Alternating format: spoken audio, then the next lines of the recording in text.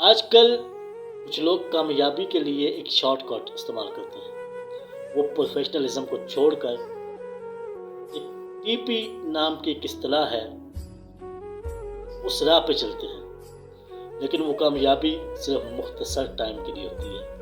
उनका वो टीपीइज्म कुछ दिनों बाद फ्लॉप हो जाता है, फिर उन्हें बड़ा दुख होता है। इसलिए टीपी करना छोड़ें, मेहनत करें और प्रोफेशनल तरीके से करें।